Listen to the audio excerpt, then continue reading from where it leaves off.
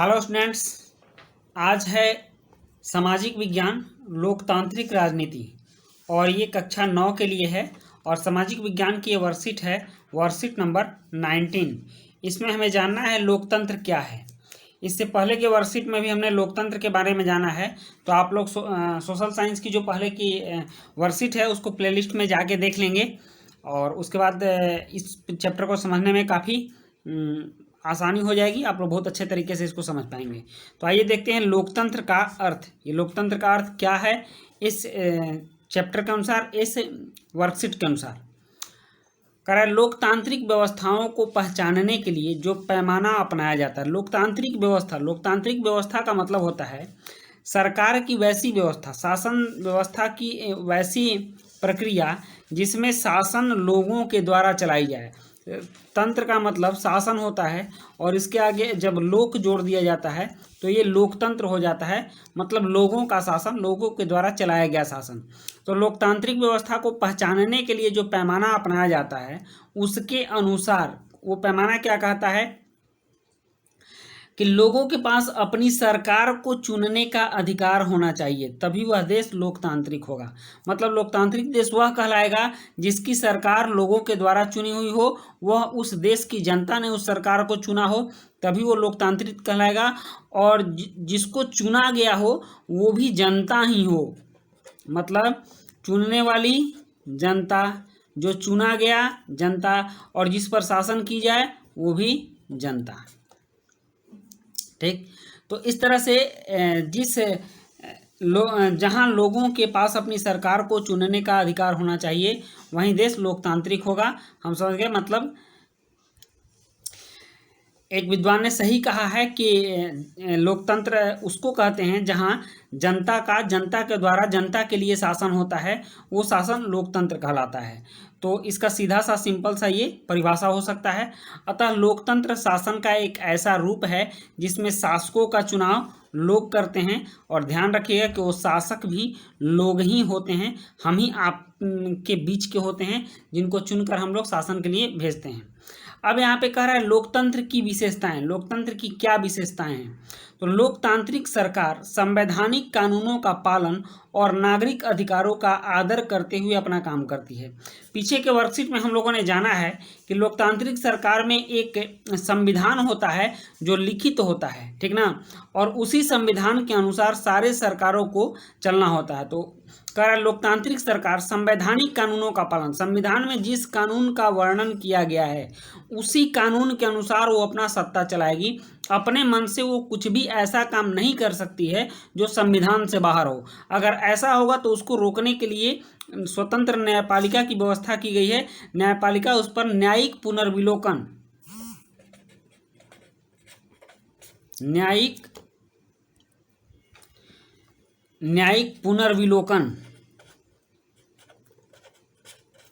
पुनर्विलोकन ये शक्ति हमारे न्यायपालिका को प्राप्त है, और यह अमेरिका से ली गई शक्ति है, ठीक ना, अमेरिका के संविधान से लिया गया है। तो इस शक्ति के द्वारा वो न्यायपालिका उस संविधान से बाहर या संविधान से अलग हट के कुछ भी कानून अगर बनाया जाता है तो उसको वो रोक सकती है।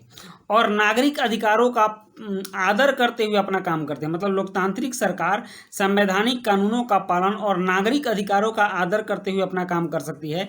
हमारे यहाँ भी नागरिक अधिकारों का वर्णन संविधान के अनुच्छेद 12 से लेकर के 32 तक में किए गए हैं, ठीक ना। और इन अनुच्छेदों में मौलिक अधिकार का वर्णन किया गया है।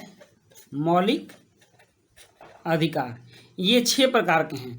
तो कोई भी सरकार आएगी, चाहे वो किसी भी पार्टी की हो, कोई भी शासनकर्ता आएगा चाहे वो किसी भी दल का हो, तो उसे हमारे संविधान के अनुसार संविधान के कानूनों का पालन करना होगा और नागरिक अधिकारों का आदर भी करना होगा। मतलब जो मौलिक अधिकार हैं उन मौलिक अधिकार का भी पालन करना होगा। मौलिक अधिकार का हनन नहीं करना होगा। अगर मौलिक अधिकार का हनन होता है तो उसके लिए हमारे यहाँ हाई कोर्ट और सुप्रीम कोर्ट हैं। नेक्स्ट लोकतंत्र की विशेषता देखते हैं। लोकतंत्र में हर वयस्क नागरिक का एक वोट होना चाहिए और हर वोट का एक समान मूल्य होना चाहिए। मतलब एक व्यक्ति एक वोट होना चाहिए। इससे क्या होगा कि समाज में बड़े छोटे की जो भावना है वो समाप्त हो जाएगी। व्यक्ति चाहे कोई भी हो, अमीर हो गरीब हो, 18 वर्ष से ऊपर होना चाहिए। हमारे यहाँ उसी को वयस्क कहा जाता है और इसको वयस्क मताधिकार कहा जाता है कि जब व्यक्ति 18 वर्ष से ऊपर हो, ठीक, तो वो वोट दे सकता है। और व्यक्ति कोई भी हो, उसके एक वोट का एक महत्व बराबर होगा और वो सबके लिए बराबर होगा, सबको मानना होगा। इस तरह की व्यवस्था हमारे संविधान में की गई है। पिछले के वर्कशीट में हमने वयस्क मताधिकार पर चर्चा किया था, आप लोग पीछे का वर्कशीट जरूर देखें, तब ये पूरी बात समझ में आ जाएगी। और नेक्स्ट है लोकतंत्र की विशेषता कि लोकतंत्र निष्पक्ष और स्वतंत्र चुनाव पर आधारित होना चाहिए ताकि सत्ता में बैठे लोगों के लिए जीत हार के समान अवसर हो। मतलब लोकतंत्र का जो चुनाव होना चाहिए वो निष्पक्ष होना चाहिए और स्वतंत्र चुनाव होना चाहिए। मतलब किसी पर भी कोई दबाव नहीं होना चाहिए कि आप इस पार्टी को वोट दीजिए या इस व्यक्ति को वोट दीजिए। सबको वोट देने का अधिकार स्वतंत्र रूप से मिलना चाहिए और वो निष्पक्ष होना चाहिए, किसी भी प्रकार का भेदभाव नहीं होना चाहिए। तो जब इस तरह के चुनाव होंगे तो सत्ता में चाहे कोई भी पार्टी बैठे या फिर कोई भी पार्टी चुनाव लड़े, उसे जनता पर भरोसा रहती है कि जनता जो वोट देगी, जिसे जिताएगी, वही सरकार का निर्माण करेगा। तो इस तरह से लोकतंत्र में निष्पक्ष और स्वतंत्र चुनाव होना चाहिए। ये लोकतंत्र की विशेषता है और ये हमारे यहाँ होता भी है। नेक्स्ट है लोकतंत्र में अंतिम निर्णय लेने की शक्ति लोगों द्वारा चुने हुए प्रतिनिधियों के पास ही होनी चाहिए। हम जो प्रतिनिधि चुन के भेजते हैं, अगर विधानसभा में भेजते हैं तो उसको हम लोग विधायक बोलते हैं, और अगर लोकसभा में भेजते हैं तो उसको हम लोग सांसद बोलते हैं, ठीक ना। इनको एमएलए बोलते हैं, मेंबर ऑफ लेजिस्लेटिव असेंबली, और इसको हम लोग एमपी बोलते हैं, मेंबर ऑफ पार्लियामेंट। तो इस तरह के हम लोग शासनकर्ता चुनते हैं। तो अंतिम निर्णय लेने की शक्ति राज्यों में हमारे विधायकों के पास होनी चाहिए और केंद्र में एमपी के पास होनी चाहिए, या यूं कहें तो अंतिम निर्णय लेने की शक्ति जनता के प्रतिनिधियों के पास होनी चाहिए। ये लोकतंत्र की विशेषता है, ठीक। तो इस तरह से आपका जो वर्कशीट है इसमें लोकतंत्र और लोकतंत्र की विशेषता को जानना था, जिसे हमने इस वर्कशीट के माध्यम से जाना। अब देखते हैं इस वर्कशीट में प्रश्न क्या हैं और इन प्रश्नों को हम एक एक करके हल करते हैं। इसमें पहला प्रश्न है लोकतंत्र किसे कहते हैं। तो आइए देखते हैं पहले प्रश्न का उत्तर क्या होगा। पहले प्रश्न का उत्तर है जिस तंत्र में या शासन में लोगों के पास अपनी सरकार चुनने का अधिकार होता है उसे लोकतंत्र कहते हैं। तो ये पहले प्रश्न का उत्तर हो गया। नेक्स्ट देखते हैं। नेक्स्ट है दूसरा प्रश्न है लोकतंत्र में प्रमुख फैसले लेने का अधिकार किसके पास होता है। तो दूसरे प्रश्न का उत्तर है लोकतंत्र में, यहाँ दूसरा प्रश्न का उत्तर है लोकतंत्र में प्रमुख फैसले लेने का अधिकार लोगों द्वारा चुने हुए प्रतिनिधियों के पास होता है, ठीक। तो इस तरह से दूसरे प्रश्न का उत्तर भी हो गया। नेक्स्ट है तीसरा प्रश्न, एक व्यक्ति एक वोट से आप क्या समझते हैं। यहाँ देखिए तीसरा है एक व्यक्ति एक वोट का मतलब हर वोट का एक समान मूल्य होगा, ठीक ना। चाहे वो व्यक्ति कोई भी हो, अगर एक वोट गिरा तो उसका एक बराबर मूल्य होगा। वो वोट चाहे किसी ने भी दिया हो, उसमें जातिवाद, बड़ा छोटा, इस तरह का भेदभाव नहीं होगा।